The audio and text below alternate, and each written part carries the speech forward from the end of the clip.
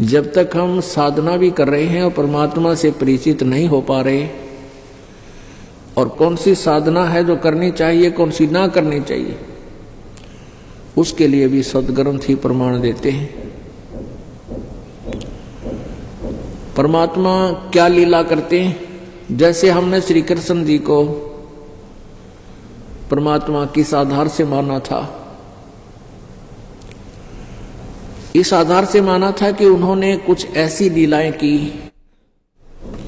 जैसे गोवर्धन को श्री विष्णु जी ने कृष्ण रूप में आकर गोवर्धन नामक एक वो गिरिराज बोल रहे हैं इसको, गोवर्धन पर्वत को, उसको उठा लिया था हाथ पे।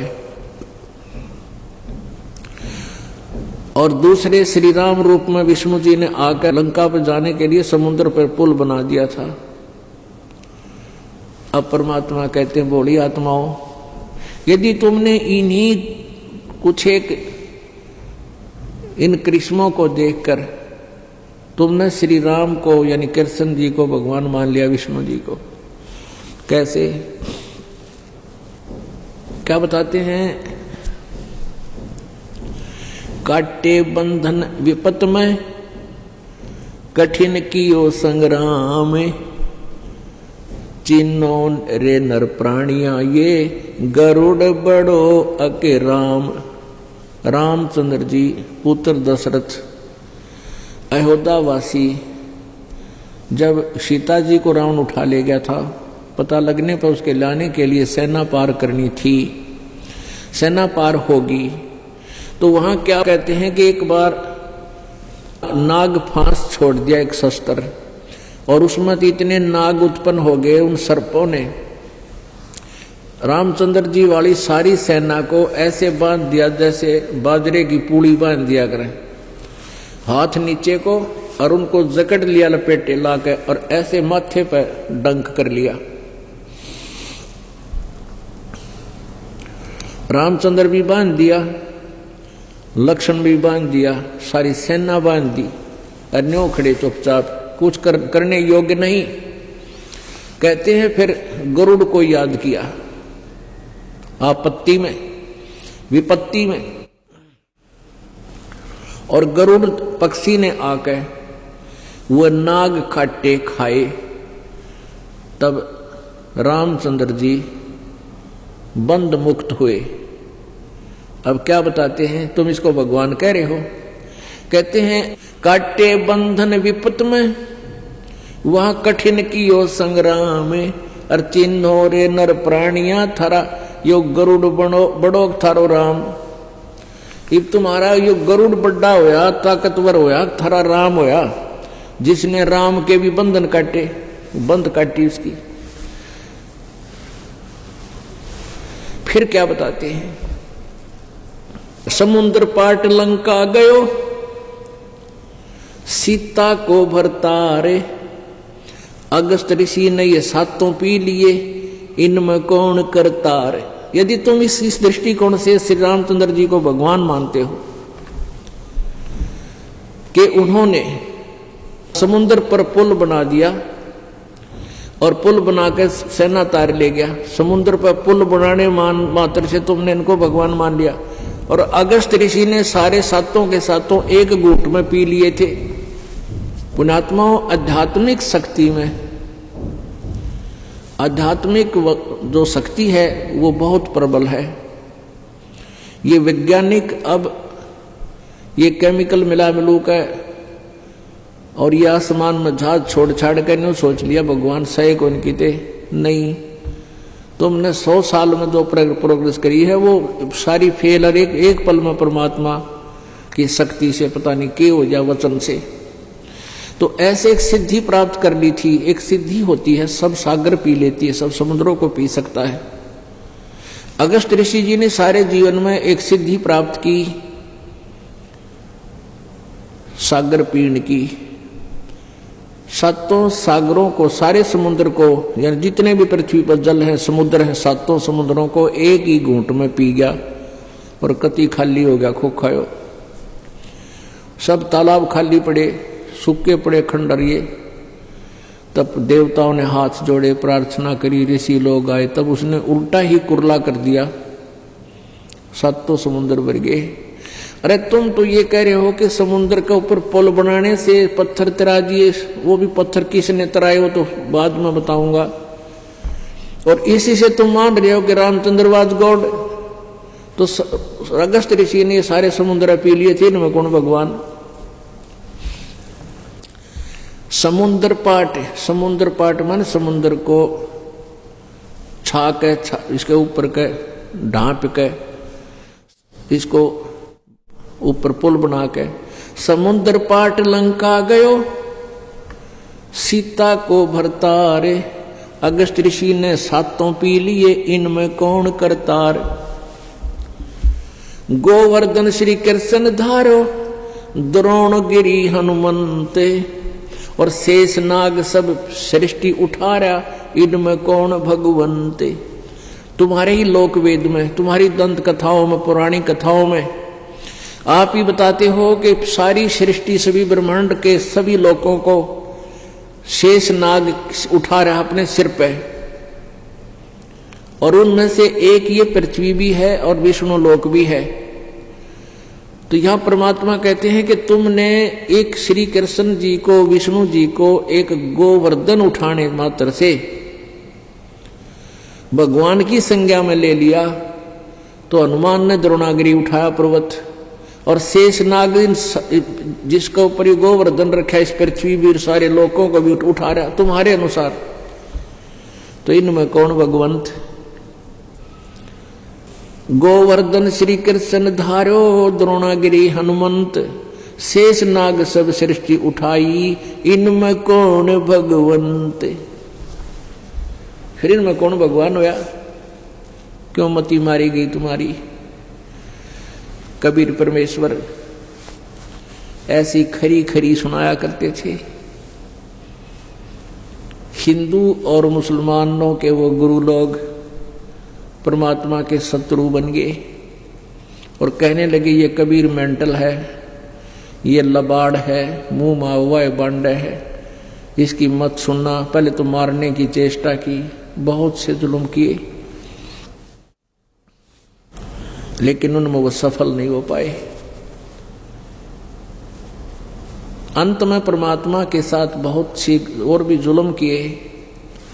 अब समय का अभाव पुण्यात्माओं, ये एक ऐसा चैप्टर है, ये ऐसा ज्ञान है, इसको 2 घंटे में तो भूमिका बनती है। आगे के बताना चाहते इतने समय हो जाए।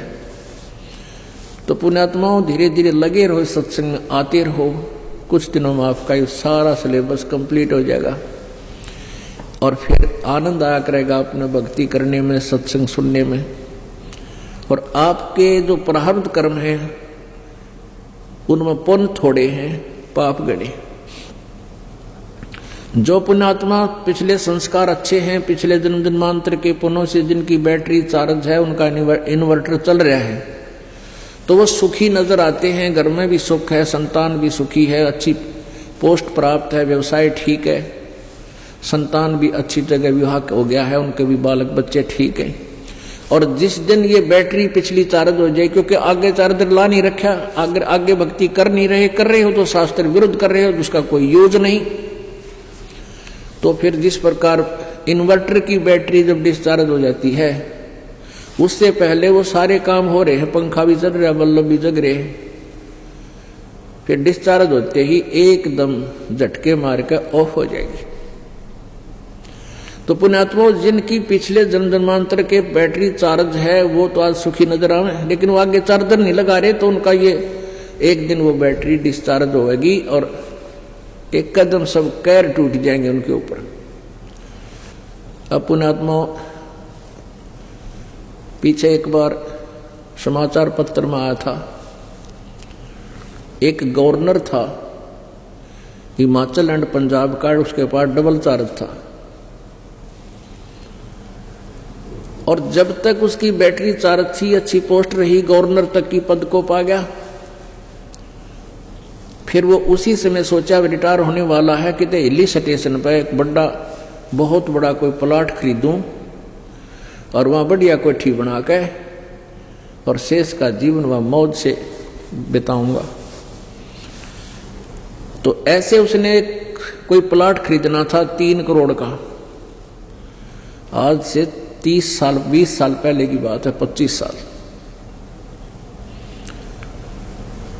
उसने हेलीकॉप्टर में 3 करोड़ रुपये धर लिए। 3 करोड़ रुपये के थोड़े हैं, 100 के नोट से जब तक पूरा वजन हो जाता उसमें हो जाता था। हेलीकॉप्टर में जा रहा था सपरिवार, और वहां एक्सीडेंट हो गया, वो क्रैश हो गया हेलीकॉप्टर। वो गवर्नर साहब भी मर गया, उसके बच्चे एक परिवार था गेला वो भी मर गया, और उन नोटा ने भेड़ खावा उड़े पड़े पड़े ने, वो गडरिए ठा ले गए कुछ तय, और उसने कोई पानी पैनिया नहीं मिला। तो पुण्यात्माओं, आप जी कुछ ऐसे हो जिनके पास पिछले संस्कार हैं को नहीं, पिछली बैटरी इतनी चार्ज है नहीं, गरीब से हो, लेकिन आपके भक्ति कर्म बहुत अच्छे हैं, आप जी को यू मार्ग मिल गया। अब आप क्या बैटरी चार्ज, उनका चार्जर लग गया, शास्त्र अनुकूल साधना आपको प्राप्त होगी।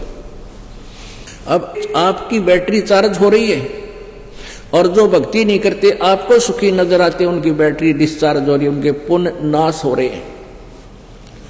और एक दिन आपका और उनका अलग डिफरेंस हो जाएगा, उनकी दुर्गति होगी और आपके सुखों की कमी नहीं रहेगी। आपके ऊपर आने वाली आपदाएं ऐसे टलेंगी, दुनिया देखती रह जाएगी। इसलिए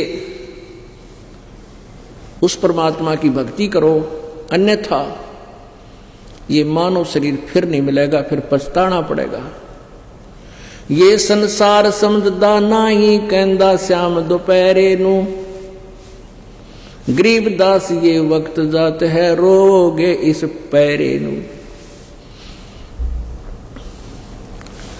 हम सतभक्ति ना करके अन्य साधनाएं जो कर रहे हैं, और इस काल के लोक में हम बहुत कष्ट उठा रहे हैं। यहां हम जो परमात्मा कहते हैं, कबीर जी के झूठे सुख को सुख है, ये मान रहा मनमोद, ये सकल चबीना काल का कुछ मुख में कुछ कोथ। या कोई सुखी प्राणी नहीं है।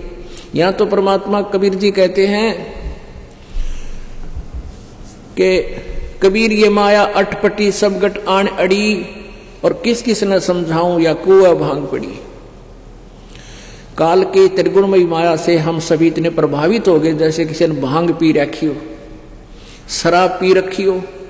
और शराब पी के प्राणी कोई पड़ा है बाहर जून के महीने में राजस्थान हरियाणा के अंदर, और उसको कोई कहता है कि उठ ले भाई, तेरे पसीने आ रहे हैं, बुरा हाल हो रहा है, तेरे मुंह में झाग आ गए, प्यासा मर रहा, चल तुझे उठाकर छाया में बैठाता हूं। और वो शराबी कहता है जोड़ने मौज हो रही है।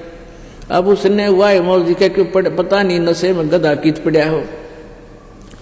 तो हम इस नकली सुख ने इसलिए कहे हमारे ठाठ हो रहे हैं, झूठे सुख को सुख कहते हैं। ये संसार समझदा नाही, कहंदा श्याम दोपहरे नू। दोपहर की धूप जले, दिन के 12 बजे जून का महीना, और उसने भी नहीं, शराबी ने मौज हो रही है, छेड़े मत, कोई गर्मी नहीं सता रही, और पसीने आ रहे, झागा रहे मुंह में।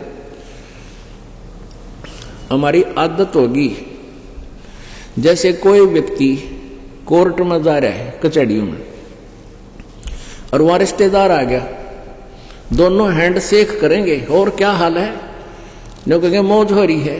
अरे भले आदमी, कोर्ट में मौज का के मेरे सब घी बंधी रहे वहां पर, सिर्फ हाथ मिला के ये उच्चारण सिर्फ हमारे मुंह पर चढ़ रहा है, और क्या हाल है, ठीक ठाक मौज हो रही है।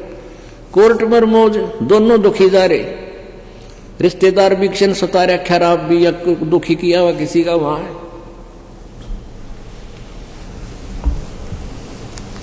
परमात्मा हमें यही बताना चाहते हैं, ये संसार समझदा नाही, कहंदा श्याम दोपहरे नू, गरीबदास ये वक्त जात है, रोगे इस पैरे नू।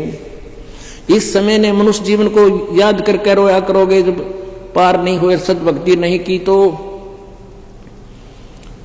अब परमात्मा कहते समझा है तो सिर दर पाओ, और बहोर नहीं रे ऐसा दाओ। सत साही।